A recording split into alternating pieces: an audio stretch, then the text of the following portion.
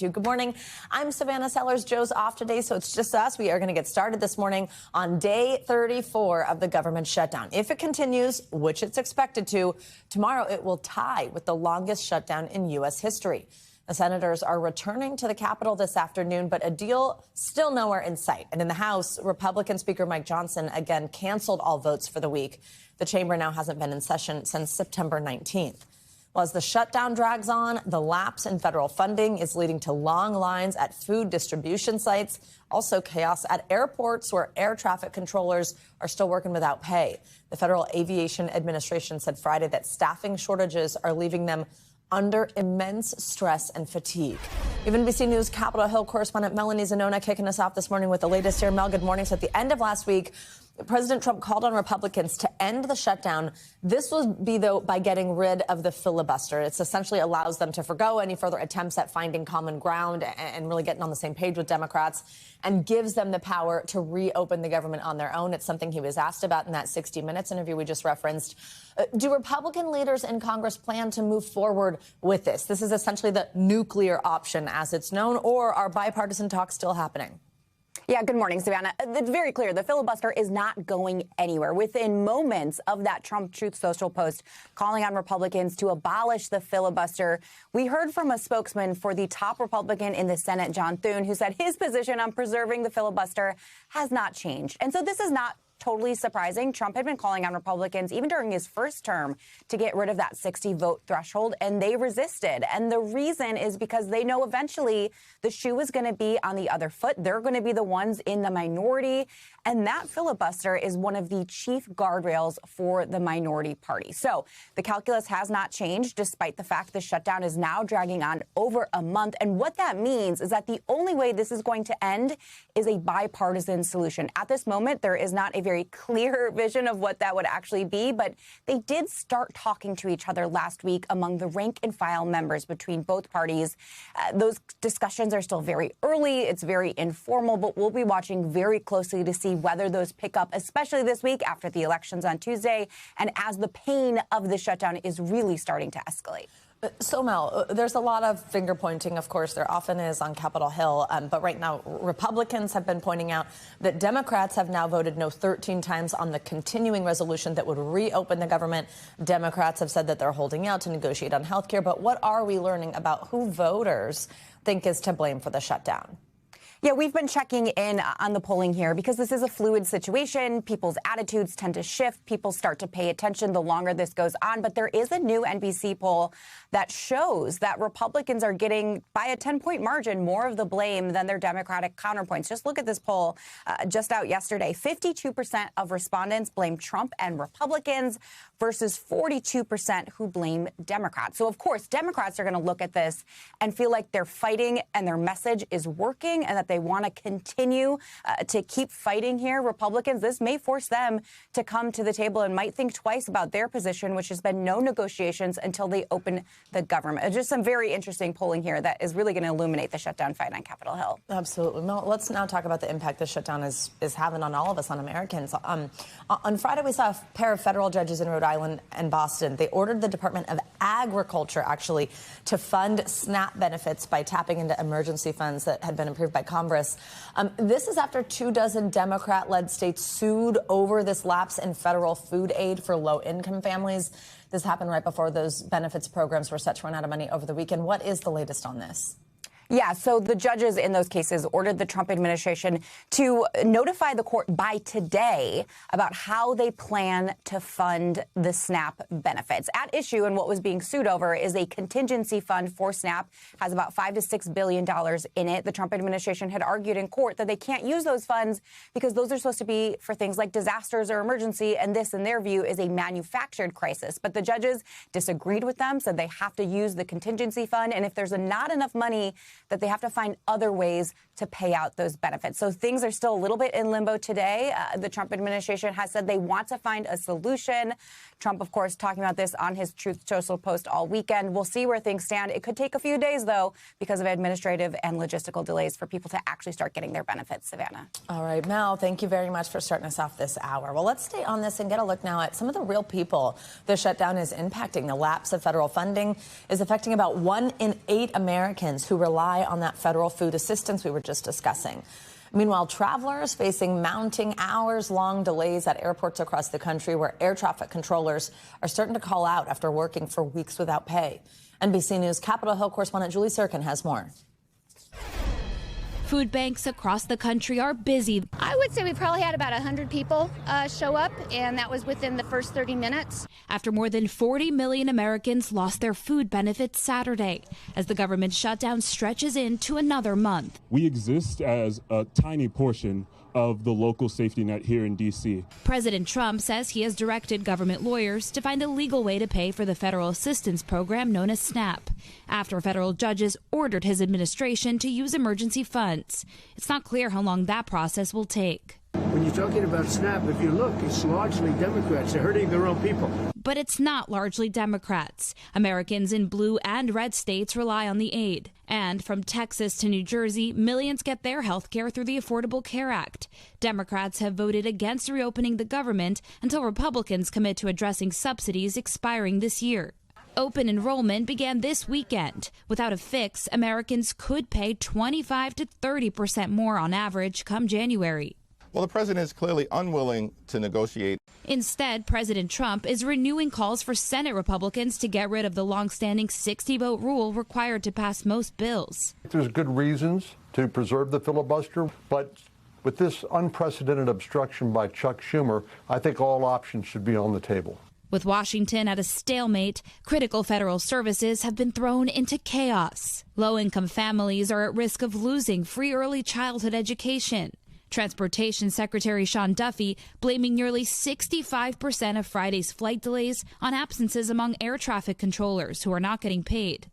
In New York, nearly 80% are not going to work, according to a post from the Federal Aviation Administration, warning travelers the nationwide shortage of staff may result in delays or cancellations. President Trump said he's considering cutting off aid to Nigeria, and he told the Defense Department to even prepare for possible action there. This is because the president says the country is not protecting Christians. But explain this. Give us the details here. Yeah, the president and the Trump administration are arguing that Christians are being persecuted there, that they are being killed. That is what they are saying. And there have been more violent clashes in recent days. So the Trump administration is really using this as a major warning. You even had Pete Hegseth saying that this is a situation where the Department of Defense could be preparing a plan for U.S. troops to go in, quote, guns a-blazing, and halt the killing. So some really intense rhetoric being used there and language. And the president was asked about this last night again on Air Force One when he was returning from Mar-a-Lago to Washington.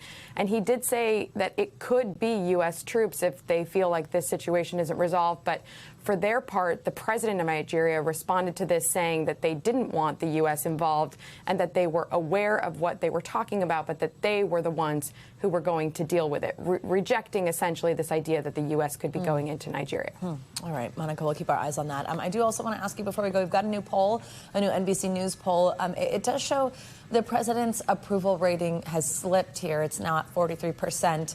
And that roughly two-thirds of voters believe specifically he's fallen short on addressing the cost of living. How's the White House responding? Well, look, I think this is a White House that is consistently arguing that they feel what they're doing is working. The president himself talked about this in the interview with 60 Minutes, saying and pointing to the stock market, pointing to 401ks. And of course, as Nora O'Donnell fact-checked there, not every American has a 401k or invests in the stock market. And so there is this sort of maybe disconnect between where the president believes that people are feeling gains and where many, many Americans, like we have just been talking about, for instance, those Americans who are low income and rely on food assistance, where they are really feeling the pain given the ongoing government shutdown. Savannah. All right, Monica Alba, thank you very much. Well, California will vote this week on a ballot measure that could be felt all the way over on Capitol Hill. If Proposition 50 passes, it would allow the state to redraw congressional maps, ultimately making them more friendly to Democrats ahead of next year's midterm elections. That does in response to Republicans' redistricting efforts in Texas, which could gain their party 5 House seats in 2026. Meet the Press moderator Kristen Walker sat down with California Governor Gavin Newsom ahead of Election Day to talk about whether he thinks this measure will succeed. Here's some of their conversation. Let's talk about the battle that you are waging here in California over Prop 50. For people who are watching, this would enable a redistricting effort here in the state to add additional Democratic seats. It comes after Republicans in Texas moved to redistrict to add up to 5 additional Republican seats there at the direction of President Trump. Do you think that Prop 50 is going to pass on Tuesday, Governor? I'm deeply confident, as long as we do everything that we've set out to do over the next few days. We don't believe in running the 90-yard dash. We run at peak the 110-yard dash.